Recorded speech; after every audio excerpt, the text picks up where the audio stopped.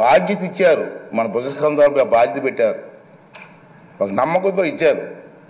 చంద్రబాబు నాయుడు గారు, పవన్ కళ్యాణ్ గారు, బీజేపీ కలిసిపోయి ముందుకు వచ్చారు. ఈ రాష్ట్రానికి న్యాయం జరుగుతుంది, చంద్రబాబు గారు సమర్థవంతంగా పరిపాలన చేసే శక్తి ఉంది అని ఒక నమ్మకం. నేను ఎన్టీ రామారావు గారితో పనిచేశా 83లో, అది ఒక తుఫాన్. కానీ సీట్లు వచ్చాయి, కానీ ఇంత మెజార్టీలు రాలే ఆ రోజులో. ఒకసారి గమనించండి, ఒకసారి మీరు సీట్లు వచ్చాయి, ఇంత మెజార్టీలు రాలే. ఏంటంటే ఒక ఎమ్మెల్యేకి మా ఎంపీకి వచ్చిన మెజార్టీలు వచ్చి మనం చూశారు మీరు. దాన్ని మనం ఎప్పుడూ మర్చిపోకూడదని చెప్పి ఈ సందర్భంలో మీ అందరికీ మనం చేస్తున్నాను.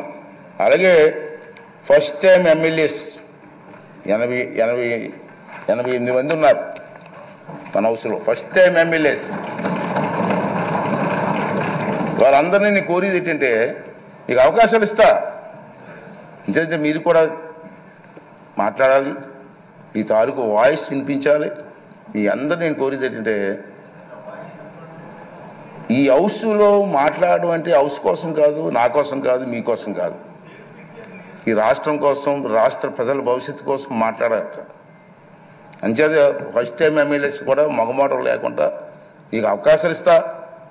అవసరమైతే హౌస్ని 2-3 రోజులు పొడిగిస్తాం, సభానాయకులు మాట్లాడి, తప్పేలే, చర్చ జరగాల. మీ నియోజకవర్గంలో మీరు కావాల్సినటువంటి కార్యక్రమం ప్రజలు అందరూ కోరుకుంటారు, కార్యక్రమం అడుగుతారు మనల్ని.